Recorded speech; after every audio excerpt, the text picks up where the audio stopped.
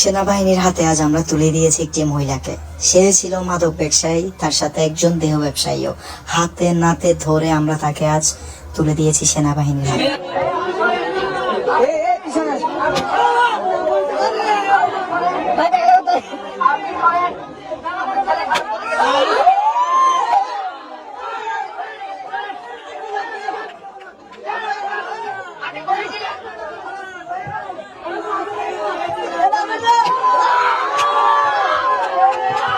আপনারা হয়তো ভাবছেন কাদের মারা হচ্ছে। দেখুন, আমি যাকে মার্ক করেছি সেই হচ্ছে সেই মাদক ব্যবসায়ী এবং দেহ ব্যবসায়ী। এর কাছে ওই দুইটা ছেলে মাদক কিনতে এসেছিল।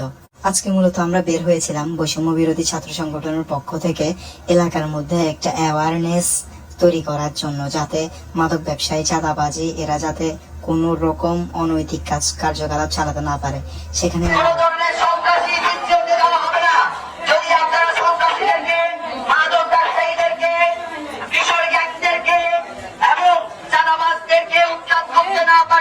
আমাদের ছাত্রদেরকে জানান, আমরা আপনাদের সাথে থেকে এই ধরনের সন্ত্রাসী কার্যক্রম যে কোনো ভাবে আমরা বন্ধ করার জন্য প্রস্তুত আছি। প্রিয় এলাকাবাসী, আপনারা সকলে অবগতি আছেন, আপনারা সকলে অবগতি আছেন, আমরা বৈষম্য বিরোধী ছাত্ররা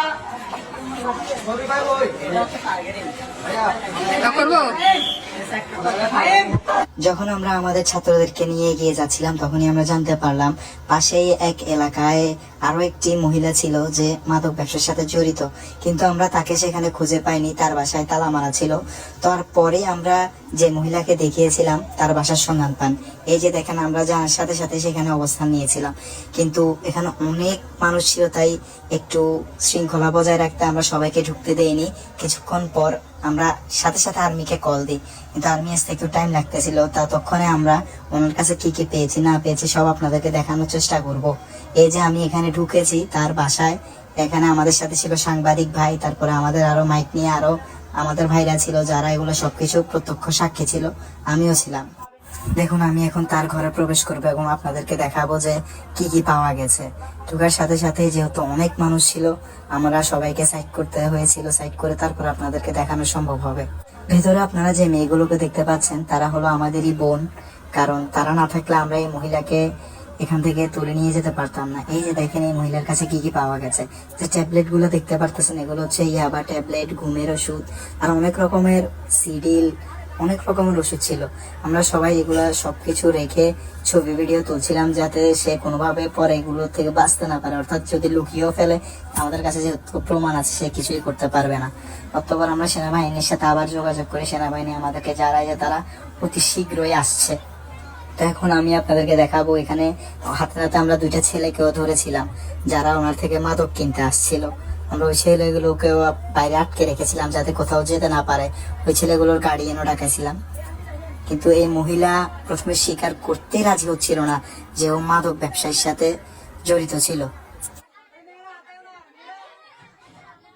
এই যে এইগুলোই হচ্ছে তারা, যে দুইটা ছেলের কথা আমি বলেছিলাম। এই দুজনই এখানে মাদক দ্রব্য কিনতে এসেছিল। আমরা গেট থেকে ওদেরকে বের হতে দিই নাই, কারণ ওদেরকে যদি আমরা বের করতাম তাহলে উৎসুক ছাত্ররা তাদেরকে কিন্তু গায়ে হাত দিয়ে বসতো, কারণ এখানে পরিস্থিতি কন্ট্রোল করা অনেক কষ্ট হয়ে যাচ্ছিল, কারণ অনেক ছাত্র ছিল এখানে।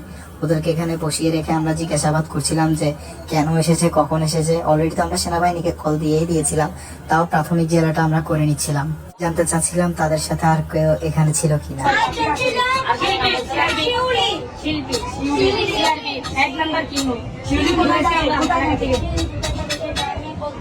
এখানে আমি মহিলার সাথে কথা বলছিলাম এবং জানতে চাচ্ছিলাম তার সাথে আর কি ব্যবসার সাথে জড়িত, কারণ একা কখনো এইসব ব্যবসা চালানো সম্ভব না।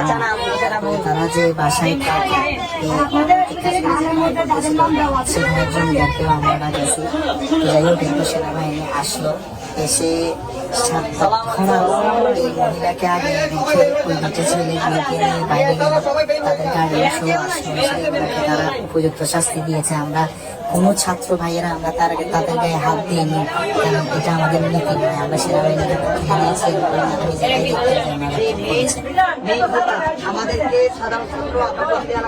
এখানে এ ভাইটি বোঝাচ্ছিল যে আমরা কি জন্য বের হয়েছিলাম, আর তৎক্ষণাৎ আমাদের সাথে কি কি হয়েছে সবগুলো সেনাবাহিনীকে বোঝাচ্ছিল যে কিভাবে আমরা এই মাদক ব্যবসায়ী এবং দেহ ব্যবসায়ীকে ধরেছি।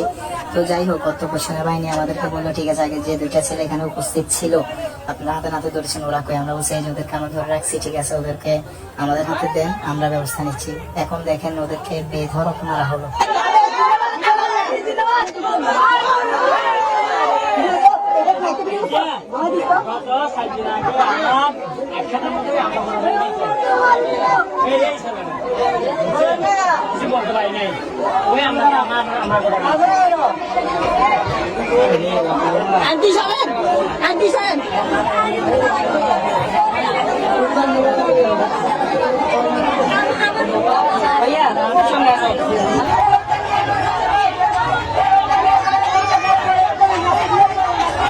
অতঃপর আপনারা দেখতে পাচ্ছেন এখানে সেনাবাহিনীর গাড়ি এবং উৎসুক ছাত্র জনতা, এই গাড়িতেই আসলে ওই মাদক ব্যবসায়ীকে তুলে দেওয়া হয়েছে এবং সাথে আমাদের কিছু বোনরাও ছিল, কারণ আর্মিদের সাথে কিন্তু মহিলারা ছিল না কেউ, তাই কেউ ওনাকে কন্ট্রোল করতে পারবে না, কারণ সে অলরেডি মাদক সেবন করেছিল। তাই এখানে আমাদের বোনরা আর্মিদেরকে সহায়তা করেছে। তো আমি সবাইকে একটা কথাই বলবো, আপনারা যেখানে মাদক দেখবেন, চাঁদাবাজি সেনাবাহিনীর হাতে তুলে দেওয়া হবে। আপনারা কেউ যদি ভয় পান তাহলে ছাত্র সমাজের সাথে যোগাযোগ করুন, আমরা আপনাদের সহায়তা করব। আমরা নিজেরা দায়িত্ব নিয়ে সেনাবাহিনীর হাতে সবাইকে তুলে দেব। আজকের